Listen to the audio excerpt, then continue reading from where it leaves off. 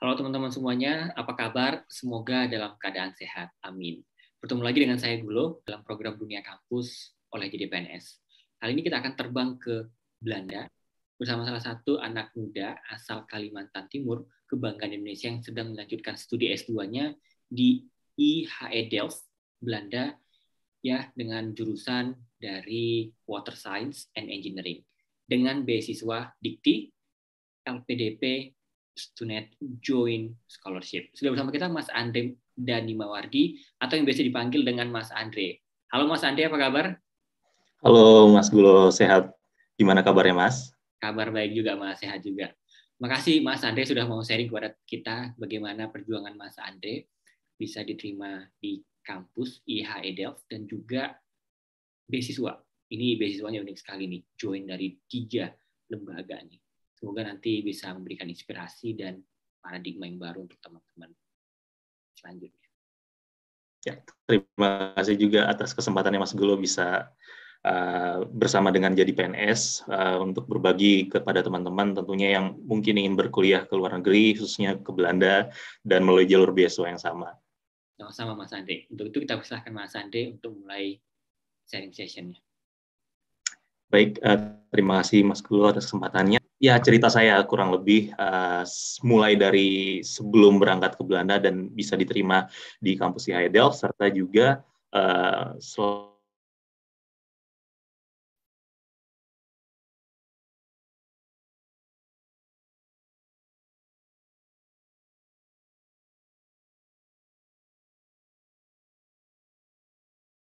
education dengan jurusan Irrigation Engineering and Management for Food Security. Jadi spesialisasinya lebih irigasi. Oke.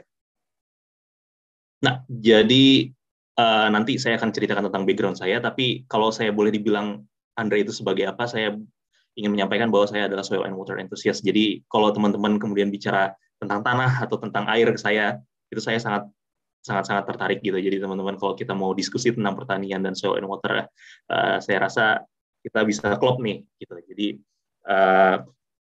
silakan nanti kalau teman-teman mau diskusi terkait soil and water. Saat ini saya selain berkuliah di IHE Delft, saya juga sedang bekerja di PT Riset Perkebunan Nusantara. Jadi saya akan singkat RPN. RPN sendiri sebetulnya di bawah naungan BUMN PTPN, PT Perkebunan Nusantara. Jadi lebih ke risetnya. Dan saat ini posisi saya sebagai Kepala Subdivisi Komunikasi Hasil Riset. Selain itu yang sudah saya sampaikan, saya juga adalah seorang master student di IHE Delft Institute for Water Education dan dengan beasiswa dari Dikti LPDP Student Joint Scholarship. Nanti saya akan juga kupas sedikit mengenai beasiswa ini. Mungkin teman-teman ada yang tertarik.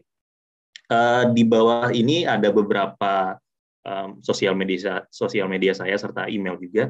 Teman-teman bisa kontak apabila berkenan untuk diskusi lebih lanjut, baik untuk beasiswa, baik untuk perkuliahan maupun juga hal-hal lainnya terkait agriculture dan lain sebagainya.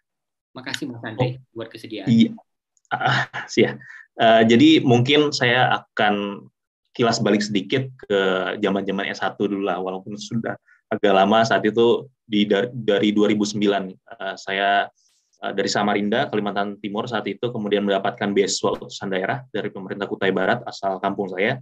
Kemudian bisa ke IPB, diterima di IPB dengan jurusan ilmu tanah dan sumber daya lahan. Jadi mungkin sesuatu yang baru buat saya karena ilmu tanah, kalau dipikir ilmu tanah, apakah ilmunya ngukur-ngukur tanah, apakah ilmunya untuk ngurus-ngurus pertanahan gitu ya, gitu. Tapi ini lebih ke pertanian karena memang basic saya, kecintaan saya terhadap ilmu pertanian dan perkebunan saat itu, sehingga mengantarkan saya untuk ke IPB dan lebih spesifiknya ke ilmu tanah.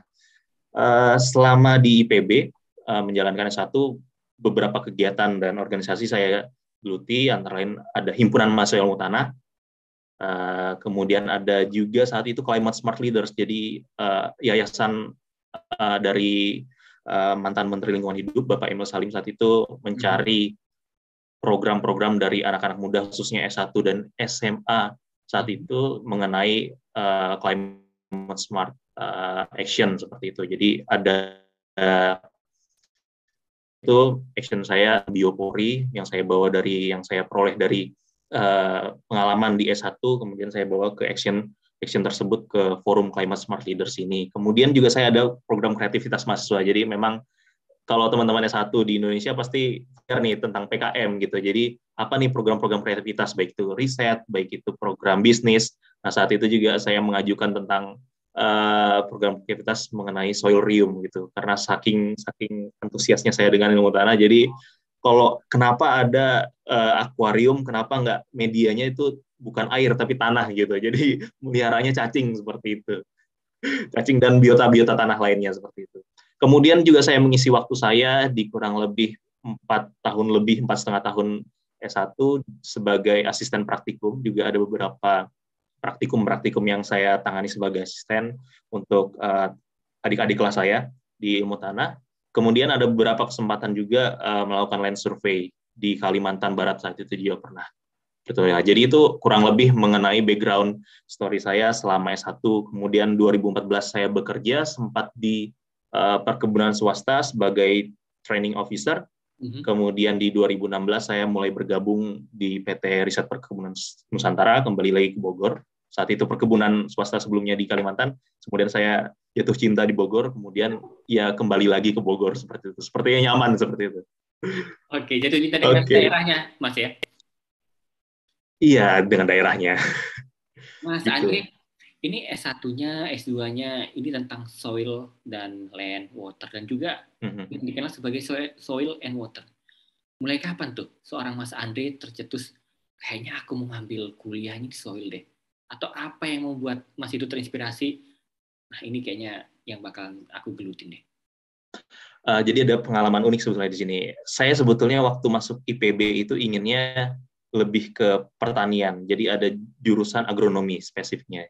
Nah, tapi kemudian oleh IPB, jadi ada mekanisme sendiri di IPB, walaupun kita mengajukan pilihannya adalah misalkan agronomi, bisa ditentukan lain oleh IPB. Seperti itu. Nah, saat itu saya ditentukan ilmu tanah.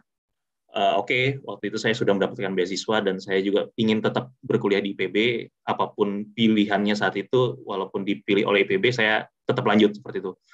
Ketika pas pertama datang, kemudian biasanya kami disuguhkan buku mengenai modul-modul apa saja ya, atau mata kuliah apa saja yang akan kamu dapatkan selama nanti S1 dengan jurusan tertentu. Saya melihat di ilmu tanah, fisika tanah ada, kimia tanah ada, biologi tanah ada. Kok semuanya apa ya? Ya, saya kan relatif senangnya biologi, kenapa kemudian muncul kimia juga, fisika juga ketemu lagi gitu. Jadi komplit seperti itu. Dan juga ada beberapa mata kuliah spesifik lainnya. Aduh, apakah saya bisa gitu pertanyaannya. Kemudian saya cobalah mendevelop saya di 1 tahun pertama, karena kita belum langsung terjun ke jurusan ya, jadi masih ada persiapan bersama.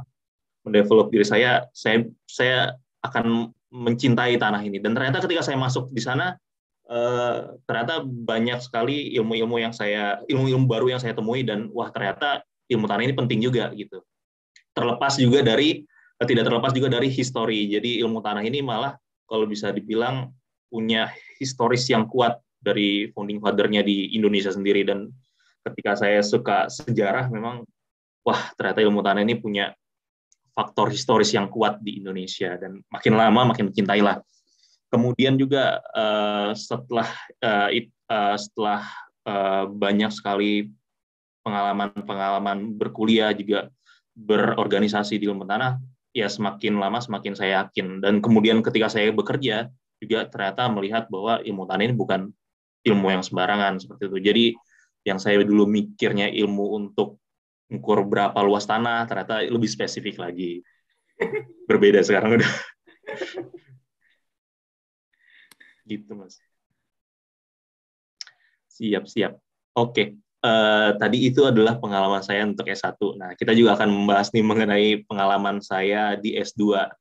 Pertanyaan pertama pasti, mengapa IHI Delft? Mungkin buat teman-teman belum begitu familiar tentang IHI Delft. Jadi IHI Delft ini, saya akan jelaskan juga di sini. IHI Delft ini adalah institut khusus pendidikannya tentang air. Kalau tadi saya belajar tentang tanah, sekarang saya belajar tentang air. Mungkin buat teman-teman akan berpikir, tanah sama air kan beda, tapi nanti saya akan cari koneksinya.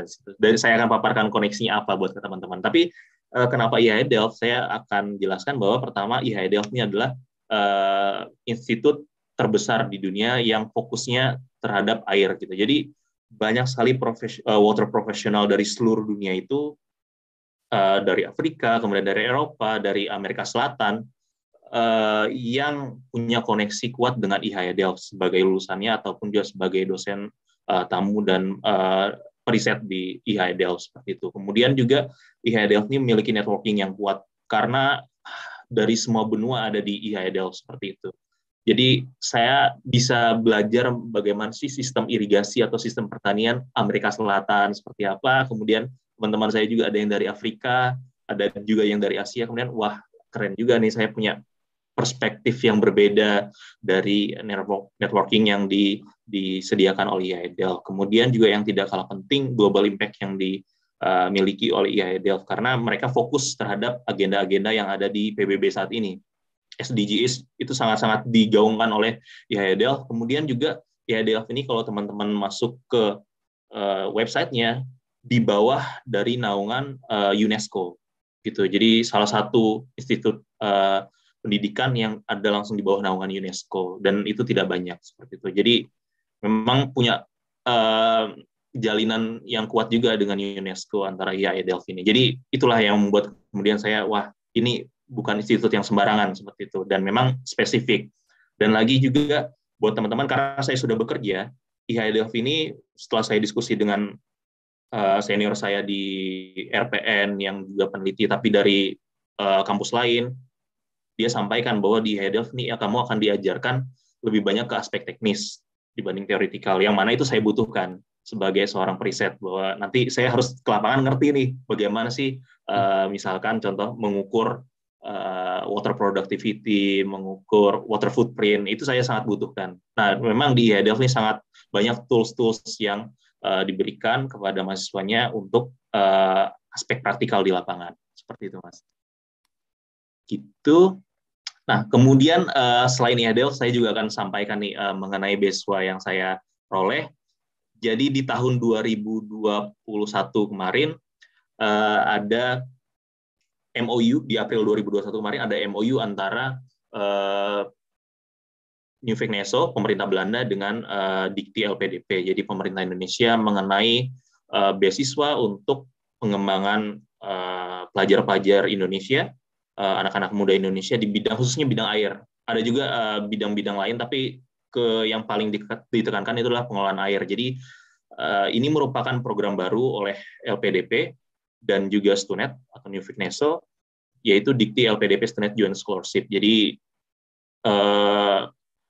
kalau di tahun ini sedikit lebih berbeda lagi, bentuknya adalah OKP LPDP. Teman-teman yang sedang menjadi scholarship hunter pasti tahu nih OKP LPDP, dan memang masih ada banyak pertanyaan dan lebih ketat lagi karena harus sudah punya pengalaman kerja dan ada ikatan kontrak dengan perusahaan yang mereka saat ini bekerja. Kalau teman-teman saya saat ini ada 10 orang, selain termasuk saya itu, ada beberapa yang masih fresh graduate. Jadi sedikit berbeda di situ. Nah, tapi memang selain beasiswa ini unik, juga menawarkan benefit yang lebih gitu. Jadi kalau saya bisa bilang di sini double benefit, karena kalau teman-teman yang LPDP reguler tujuan Belanda tidak akan mendapatkan pelatihan bahasa Belanda yang disediakan oleh tim Nuffic Neso. Tapi kalau teman-teman Stunet reguler akan dapat itu. Nah, kami sebagai LPDP Stunet itu mendapatkan fasilitas pelatihan bahasa. Nah, juga benefit lain sekitar 14 kali pertemuan. Jadi memang sebelum berangkat. Jadi beasiswa jadi pelatihan bahasa dasar tentang Belanda lah. Ya, sedikit berguna ketika pas sudah sampai gitu. Jadi bisa menyapa Dutch friend, menyapa orang-orang lokal di sini sebetulnya. Seperti itu. Kemudian benefit lainnya yang tidak diperoleh oleh sebetulnya diperoleh oleh award di Stunet reguler, tapi diperoleh lebih oleh award di LPDP reguler adalah living cost-nya. Jadi living cost LPDP itu lebih tinggi dibanding Stunet reguler. Nah, jadi kami memperoleh living cost dari LPDP gitu. Jadi memang beasiswa baru ini memberikan benefit yang lebih. Nah, jadi kalau misalkan teman-teman di sini kemudian mau mengincar beasiswa ke Belanda, ya kalau saran saya sih, selain juga pesertanya sedikit nih, karena specific water biasanya spesifik quoter. Saya lihat ke depannya, termasuk di tahun ini juga masih spesifiknya quoter gitu, dan beberapa universitas saja gitu. Dan IAE Delft masih masuk di dalamnya. Gitu. Jadi ya, kalau teman-teman nanti mau diskusi lebih lanjut mengenai beasiswa ini, silahkan nanti bisa kontak saya. Seperti itu. Nah, mungkin juga yang saya mau jelaskan pengalaman saya. Jadi memang untuk mendapatkan beasiswa itu bukan hal yang mudah pasti. Teman-teman juga bahkan punya pengalaman yang sekian puluh kali mencoba dan terus gagal akhirnya dapat. Nah, itu juga yang saya alami. Jadi mungkin teman-teman yang baru mau mulai, jangan pernah takut gagal. Jadi saya lulus di tahun 2012.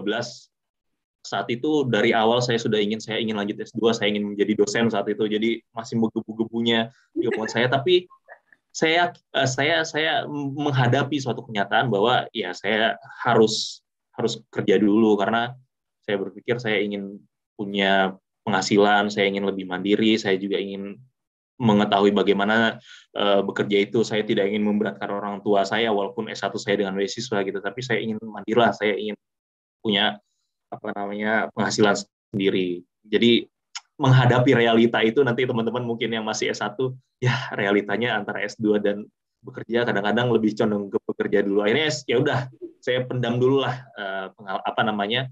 keinginan saya untuk S2. Nah, tapi setelah bekerja beberapa tahun di 2017 saya coba nih, kayaknya saya sudah punya pengalaman cukup nih di pekerjaan. Saya coba deh nyari-nyari kampus mana, kemudian scholarship-nya apa gitu. Tapi saya masih minim dulu, masih rada-rada buta gitu. Jadi saya dulu hanya tahu namanya Australian Award Scholarship. Walaupun saya dulu pinginnya beberapa kampus, termasuk di Amerika juga dan di Australia, tapi saya cuma tahu AS doang. Jadi saya cuma apply untuk AS. Beberapa kali saya gagal gitu. Jadi AS tuh kalau nggak salah saya sudah 3 kali gagal gitu. Wow.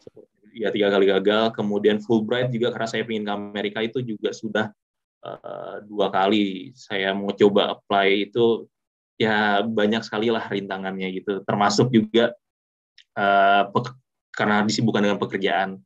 Nah, kemudian di 2019 saya baru tahu yang namanya LPDP. Jadi saya betul-betul minim. Mungkin teman-teman yang dari 2017 sudah tahu LPDP, wah, saat itu masih sepertinya ya persyaratan itu masih relatif fleksibel dibanding saat-saat ini yang lebih ketat gitu. Nah, saya itu baru tahu gitu.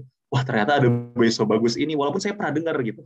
Wah, ternyata ada beasiswa yang cukup prestisius untuk mahasiswa Indonesia seperti itu. Nah, saya akhirnya mencoba. Di saat itu 2019 saya mencoba, saya lulus administrasi, tapi saat seleksi berbasis komputer saya gagal. Dari situ kemudian saya berpikir, aduh, saya gagal ekspektasi. Saya saat itu didukung banyak oleh rekan-rekan saya di kantor maupun atasan saya juga. Jadi betul-betul ekspektasi mereka kepada saya tinggi, kemudian saya gagal. Saya sempat malu juga saat itu. Aduh, kemudian sempat mengurungkan, mungkin nggak dulu deh gitu, seperti itu. Melanjutkan studi S2, ya udah fokus kerja saja dulu. Tapi beranjak ke 2020 juga dengan kondisi saat itu COVID ya Mas ya. Gitu. Jadi semakin pola kerjanya juga semakin bingung nih. Kadang-kadang WFH, kadang-kadang WFO, masih menentukan bentuk kerja.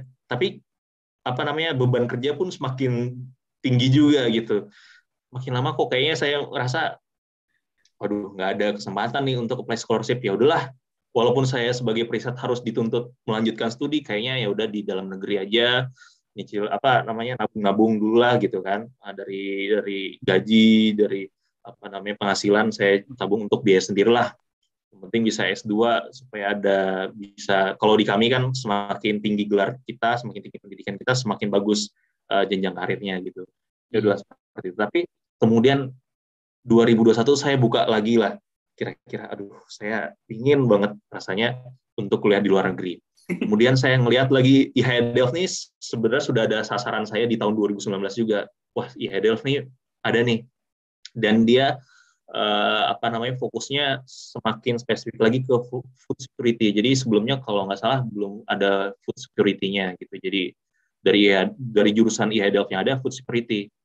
Nah, saat itu saya juga baru tahu tuh ada namanya beasiswa Stunet reguler. Nah, jadi saya pas di akhir Februari itu saya apply untuk dapat LOE IAE Delft, sedangkan deadline untuk Stunet itu di akhir Maret, 20-an Maret gitu.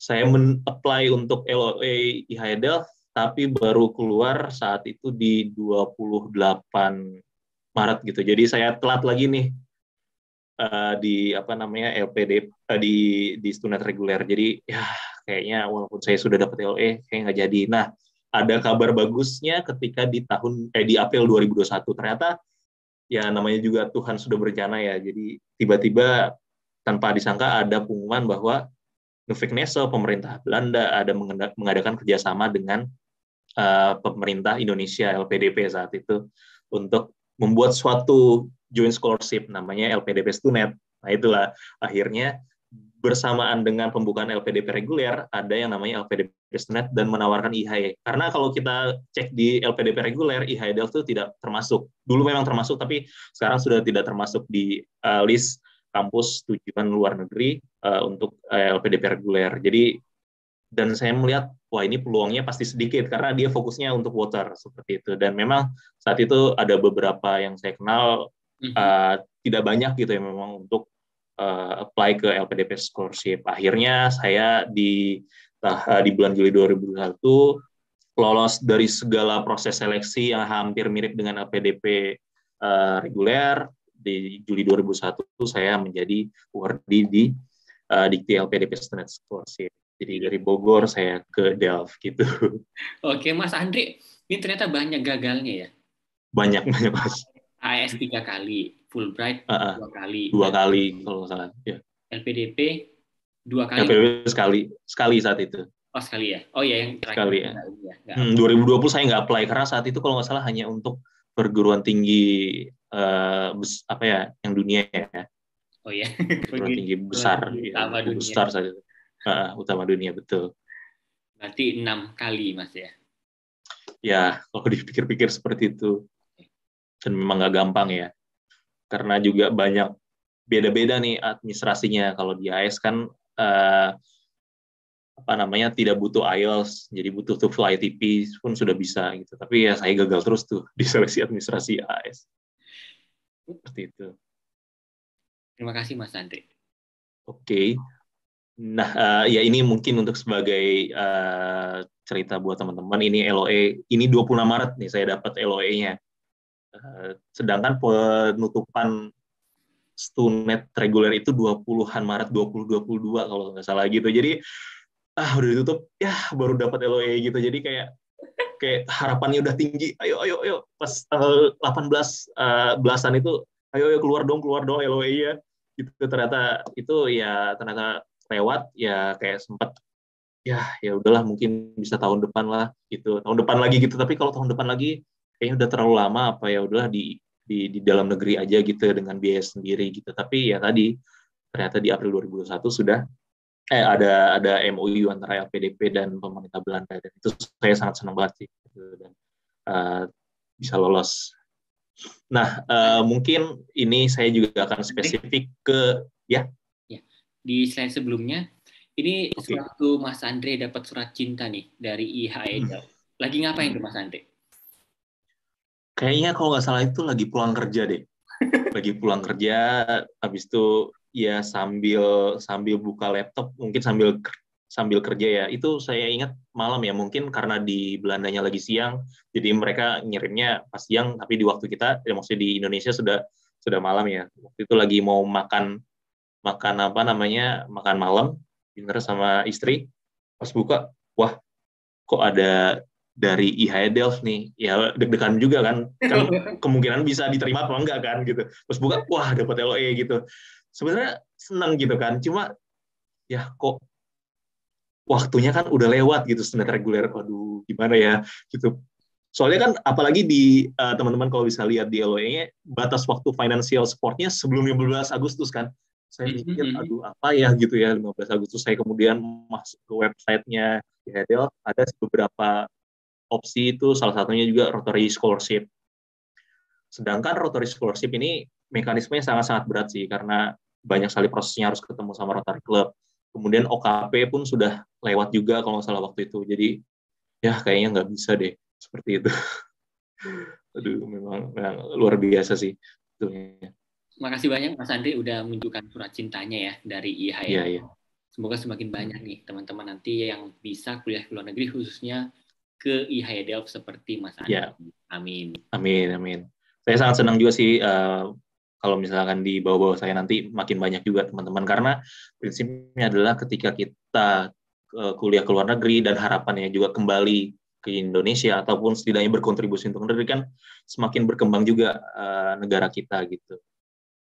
Bukan berarti di kampus dalam negeri juga jelek, tapi semakin tinggi pendidikan kita, semakin kita melihat jejaring networking yang luas, dengan bisa bertukar pikiran dengan dosen-dosen di luar negeri, kemudian teman-teman dari luar negeri, itu pasti akan membuka wawasan kita, dan makin banyak nih bekal kita untuk kita bawa ke Indonesia atau kontribusikan ke Indonesia. Seperti itu sih, Mas. Oke, nah mungkin kalau teman-teman ada yang penasaran belajar apa sih di irigasi, mungkin kalau teman-teman pindah ke kampus lain pun juga akan sama sih sebetulnya. Jadi kalau di kami, di IHE Delft, khususnya untuk jurusan irigasi, itu kami 18 bulan. Sebagian besar di sini 18 bulan atau 1,5 tahun, tapi ada juga yang program 1 tahun. Tapi untuk tahun 2002 ini akan jadi 1 tahun semua di Water Science and Sustainable Water Development lah, seperti itu. Di tahun 2003 nanti ada yang program 2 tahun dan 1 tahun. Nah, kalau untuk jurusan saya ini ada terbagi 14 modul, ada yang mandatory, ada yang bisa kami pilih. Ini kurang lebih ya berbicara tentang water, tentang irigasi, bagaimana membangun jalur saluran irigasi, kemudian juga untuk jurusan-jurusan pilihannya, sebenarnya ada beberapa pilihan, tapi ini saya sudah masukkan kira-kira yang jadi pilihan saya kira-kira apa. Karena lebih ke banyak ke agriculture yang saya mau. Saya rencana akan ambil food security, kemudian innovative solution for agriculture, sama remote sensing. Karena remote sensing juga sekarang ini lagi tren lah. Jadi bukan cuma belajar airnya seperti apa gitu ya, tapi kita juga bisa belajar dari air ataupun lahan dari udara, pertanian dari udara, seperti itu. Mas Andre, jadi ada 14 modul. Ya. Ini sistemnya quarter atau semester atau bagaimana, Mas Andre? Kami modul gitu. Jadi kalau mungkin teman-teman yang di Research University di Belanda itu biasanya memang quarter ya, per quarter gitu. Tapi kalau kami di IHE Delft ini sistemnya adalah modul gitu. Satu modul tuh biasanya 3 minggu. Nah, per 2 modul atau per 6 minggu nanti ada ujian. Gitu. Kayak minggu kemarin ini saya baru ujian gitu. Ujiannya adalah yang di Irrigation and Drainage Essential sama Irrigation and Drainage Design Project 1. Jadi ada 2 gitu langsung di apa namanya diujiankan gitu. Jadi per 2 modul gitu. Dan setelah selesai modul ada ujian, setelah ujian langsung modul lagi. Jadi nggak ada break dulu. Jadi minggu depan ini saya langsung kuliah lagi gitu. Jadi nggak ada cooling down dulu setelah exam. Seperti itu, Mas. Oke. Nah, mungkin saya juga akan berbicara atau cerita sedikit tentang bagaimana sih kehidupan akademik saya. Ya kurang lebih sama dengan kampus-kampus lainnya. Saya juga mengisi waktu dan diharuskan untuk kuliah, baik itu di dalam ruang kelas maupun juga praktikum. Nah, ini ngukur air. Kalau dulu S1 ngukur tanah, sekarang ngukur air, beneran ngukur tinggi air seperti itu. Jadi juga diselingi oleh praktikum-praktikum juga. Kemudian ya karena saya preset, saya juga berusaha untuk apply beberapa tulisan. Ini ada nanti di bulan April ada conference mau saya ikuti. Tentang kalau saya sebenarnya tentang conference-nya tentang sustainability, tapi saya mau yang topik yang saya membawa di paper saya tentang pemodelan apa namanya pengelolaan air di perkebunan tebu menghadapi water scarcity, seperti itu. Jadi ada beberapa juga rencananya saya juga untuk apply beberapa atau submit beberapa paper sih. Kita lagi nyari-nyari paper. Kemudian juga saya lagi baru bergabung sebetulnya sebagai mentor di salah satu scholarship network. Jadi salah satu penyedia scholarship, penyedia bimbingan scholarship. Nah, saya jadi mentor di situ.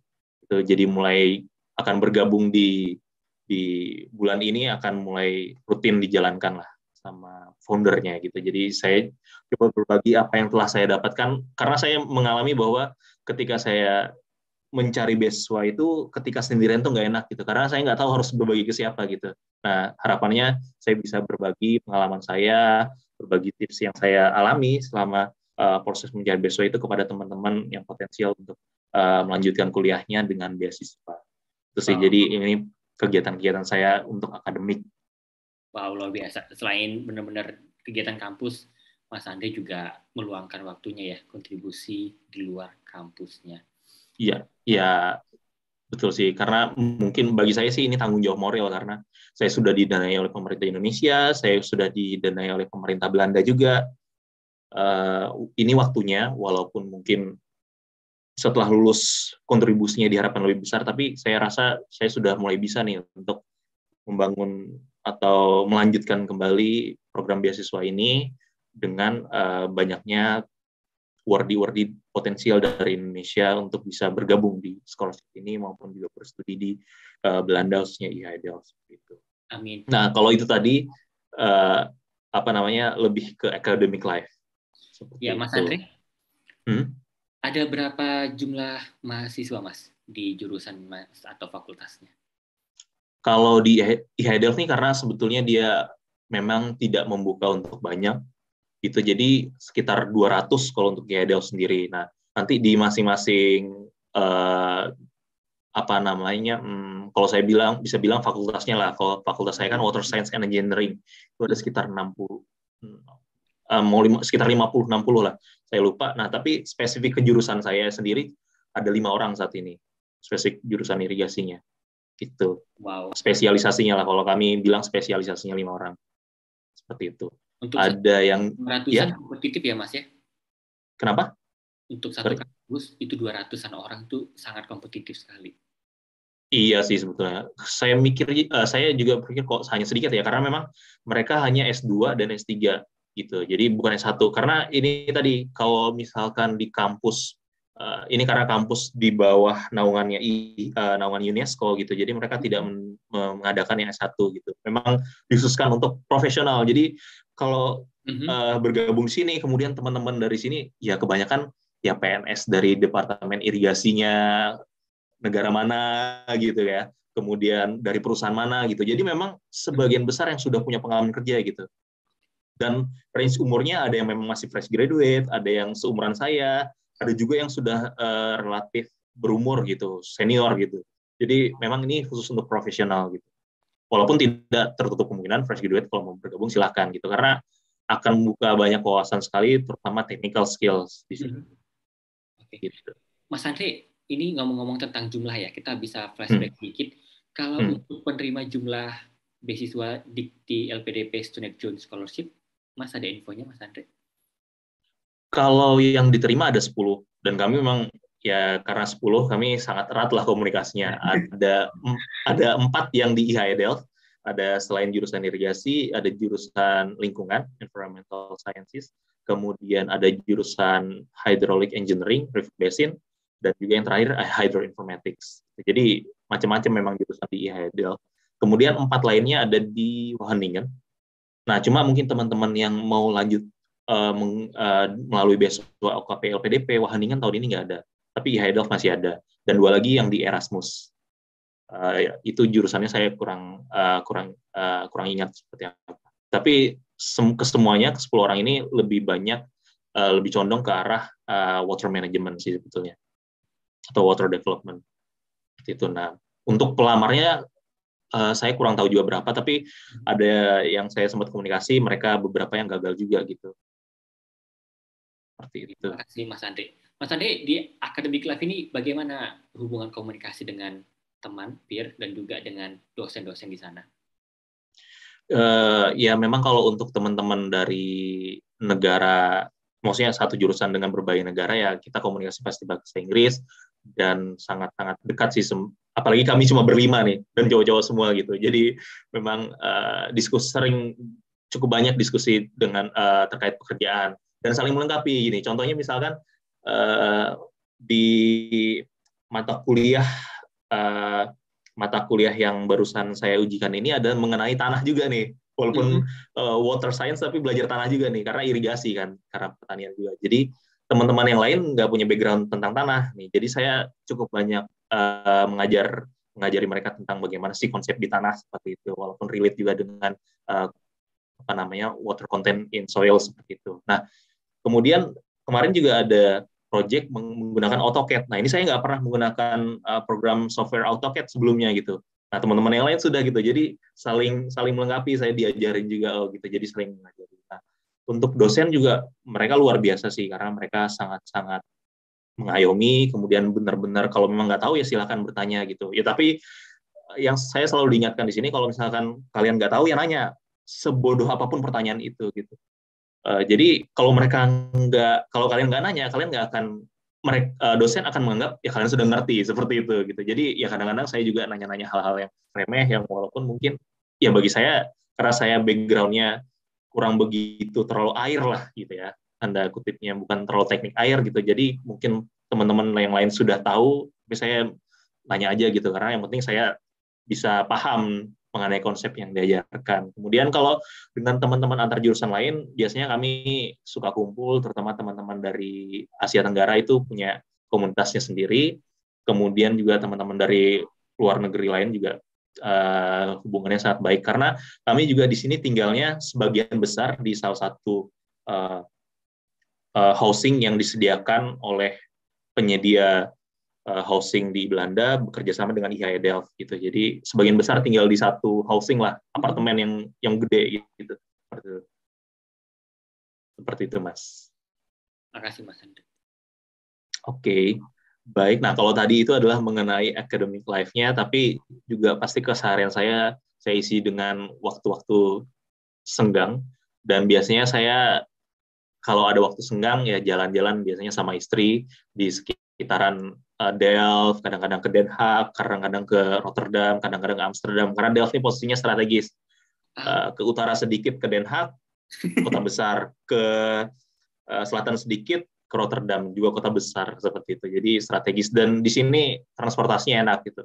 Jalan juga enak karena nggak panas ya, dan juga transportasi umumnya sangat-sangat nyaman. Ya walaupun memang kondisi saat ini di tengah COVID yang masih meningkat juga, Omikron apalagi masih meningkat di Belanda, ya agak dibatasi lah gitu.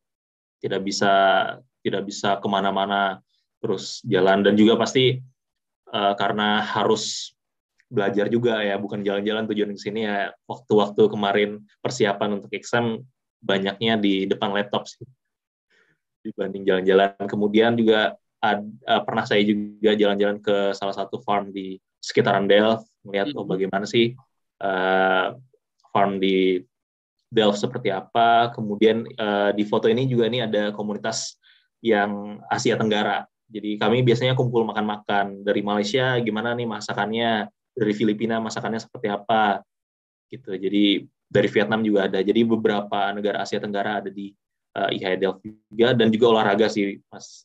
Biasanya sih tenis meja, karena kalau mau main bola dingin ya. Benar. Di sekarang ini lagi winter, walaupun lagi nggak bersalju tapi tetap dingin gitu. Jadi yang sangat-sangat mungkin adalah yang indoor, dan ada tenis meja sih di housing kami, ada tenis meja, fasilitas tenis meja, jadi kami bisa main tenis meja. Itu sih. Kemudian ya ngobrol-ngobrol sama teman-teman, kemudian juga nonton.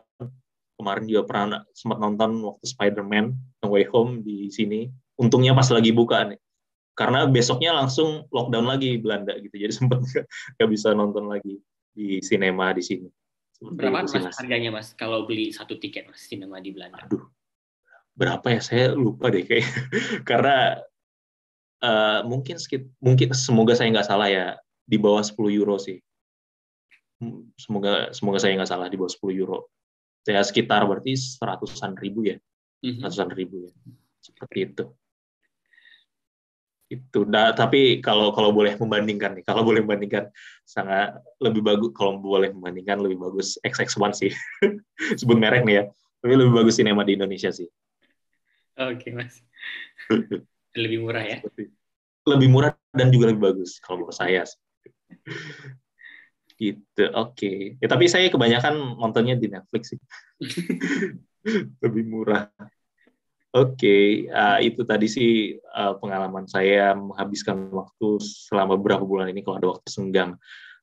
Tapi dari berbagai pengalaman yang sudah saya sampaikan tadi, memang pasti ada suka dan duka juga. Contohnya ini yang saya bilang menggunakan AutoCAD, dan bagi saya pengalaman yang pertama, ya saya harus menghabiskan waktu bergadang, kemudian bangun lagi lebih pagi dibanding hari-hari biasanya ya untuk mempelajari ini supaya nggak ketinggalan sama teman-teman yang profesional dan sudah berpengalaman gitu. Jadi ya namanya pasti kita excited ketika pertama kali uh, datang, pertama kali terjun ke suatu negara yang baru, mengalami pendidikan yang baru, tapi jangan lupa pasti karena tujuan kita belajar, tujuan kita adalah menimba ilmu dan menghadapi dunia yang baru, pasti nggak cuma sukanya aja ya bisa jalan-jalan, bisa ketemu teman baru, tapi juga akan mengalami rasanya capek, akan mengalami rasanya kok banyak tugas ya.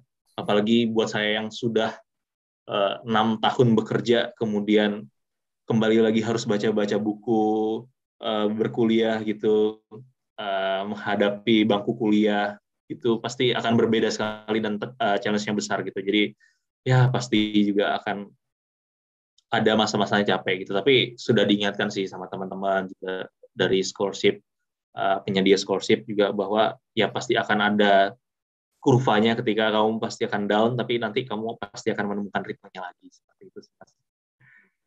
Jadi nggak cuma suka aja nih. Seperti itu. Oke, mungkin dari saya itu sih mengenai pengalaman saya selama menimba ilmu, mulai dari juga background saya sebelum mendapatkan pendidikan S2 di IHE Delft, serta mendapatkan beasiswa dari LPDP Student Scholarship. Mungkin apabila teman-teman ada yang mau berdiskusi lebih lanjut, nanti bisa menghubungi saya. Silakan. Terima kasih. Mas Andre kuliah di IHE Delft, stres kah Mas? Saya sih orangnya ya begini ya, karena di sini lebih ketika S1 kemarin saya lebih banyak ke sains ilmu alam. Kemudian ke S2 ini lebih banyak ke teknik.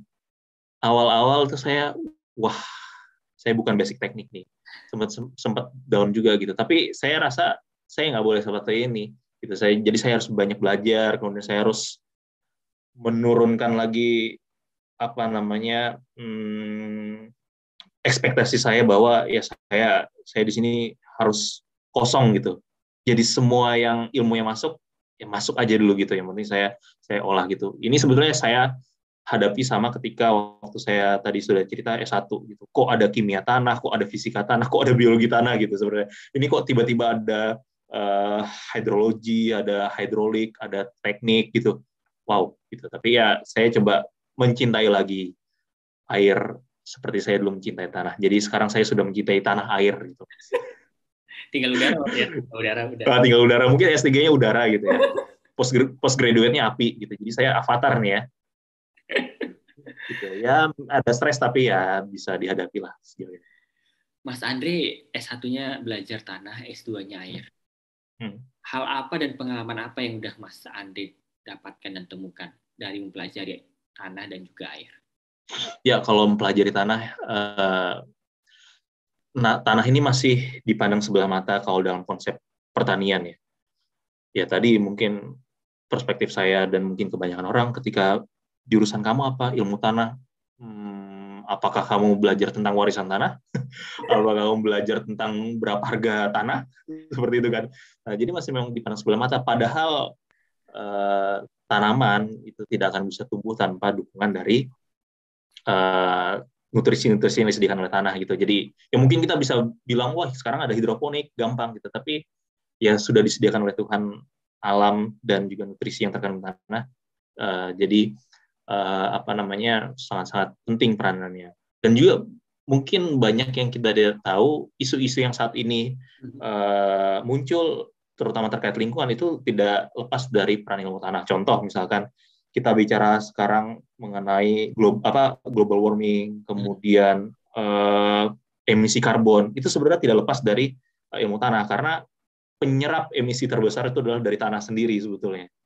Nah, jadi kalau kita berkuar-kuar, oh sekarang semakin panas ya, oh sekarang uh, kondisi iklim berubah ya, karena sebetulnya itu juga dipengaruhi oleh ilmu tanah. Jadi kalau ketika kita tidak memperhatikan ilmu tanah itu sendiri dan tidak tahu tentang ilmu tanah sendiri, ya kita akan salah manajemen dan mungkin semakin tinggi sebetulnya emisi karbon yang kita keluarkan. Itu salah satu isunya. Kemudian untuk air juga, air juga masih untuk kita terutama di negara tropis masih dipandang sebelah mata gitu. Tapi kalau kita kemudian masuk ke daerah-daerah Afrika, air ini menjadi sangat-sangat esensial gitu, karena tanahnya ada, mataharinya ada, tapi airnya yang kurang gitu. Nah, kita masih bersyukur saat ini di Indonesia kita masih dikaruniai air, tapi salah manajemen juga akan salah juga. Tadi yang saya sudah sampaikan, ketika ada perubahan iklim, mungkin kita akan menghadapi bulan-bulan di mana airnya berlimpah, malah jadi banjir. Tapi ada juga bulan-bulan yang sangat kering, ketika kita mau menanam tidak ada air gitu. Jadi hal yang sangat penting dan sangat menarik adalah di ilmu tentang pengolahan air adalah bagaimana kita bisa menentukan pengolahan air yang tepat untuk tanaman sih, seperti itu. Baik, makasih banyak Mas Andre. Mas Andre, apa pesan yang ingin Mas Andre sampaikan kepada teman-teman yang ingin kuliah ke luar negeri, khususnya ke IHE Delft? Oke, jadi buat teman-teman, berkaca dari pengalaman saya, mungkin pengalaman teman-teman akan berbeda ketika kalian ingin melanjutkan kuliah ke Belanda, terutama juga IHE Delft. Pastikan dulu segala informasinya dapat tergali dengan baik. Kalau tidak ada ataupun masih ada yang bingung, silakan bertanya. Bisa juga ke saya. Kemudian juga pastikan bahwa teman-teman ke sana untuk S2, untuk belajar gitu. Jadi mungkin akan ada suka dan duka gitu, walaupun bisa jalan-jalan. Dan juga yang paling penting adalah jangan takut untuk gagal, karena pasti ya mungkin buat teman-teman yang sangat-sangat luar biasa sekali apply bisa, tapi jangan pernah takut gagal. Kalau misalkan pun gagal, coba lagi tahun depan, tapi evaluasi juga kira-kira yang membuat gagal itu apa. Karena disitulah kita akan berkembang dan disitulah kita akan tahu bagaimana jalur yang tepat untuk mencapai dan berhasil meraih beasiswa maupun juga bisa studi S2 di tujuan yang mau kita inginkan. Cakep, kasih banyak. Mas Andre, yang terakhir, apa harapan seorang Andre Dhani Mawardi untuk Indonesia yang lebih baik? Ya, pastinya saya ingin, karena saya relate dengan pertanian dan perkebunan, saya ingin, dan ini yang saya ingin gaungkan setelah nanti saya lulus dari IHE Delft, itu adalah sustainable water dan sustainable plantation lah, secara general ya, sustainable plantation. Karena perkebunan Indonesia ini sangat besar, tapi masih banyak isu-isu ataupun fakta-fakta negatif terkait isu lingkungan, isu-isu tenaga kerja, dan isu-isu ekonomi yang menyertainya gitu. Jadi saya ingin membawa suatu konsep sustainable plantation ke depannya, sustainable agriculture ke depannya, di mana ini sudah banyak, konsep ini sudah banyak di negara-negara luar, dan ini saya akan mau bawa dan promote di Indonesia, dan harapannya perkebunan dan pertanian Indonesia yang sudah mencirikan Indonesia sebagai negara agraris ini bisa lebih dan lebih lagi, dan bisa selaras dengan kelestarian lingkungan dan kelestarian kesejahteraan masyarakat. Itu sih, Mas. Amin, amin, amin. Ini harapan yang sangat mulia sekali ya. Semoga apa yang dicitakan Mas Andre itu bisa tercapai. Amin. Mas Andre, makasih banyak Mas. Makasih udah sharing ke teman-teman di sini. Semoga bermanfaat, dan untuk teman-teman, semoga yang disaringkan Mas Andre tadi memberikan motivasi dan juga memberikan paradigma, perspektif yang baru bagaimana kuliah di luar negeri, khususnya nih ya di IHE Delft dengan beasiswa Dikti LPDP Student Joint Scholarship. Makasih Mas Andre.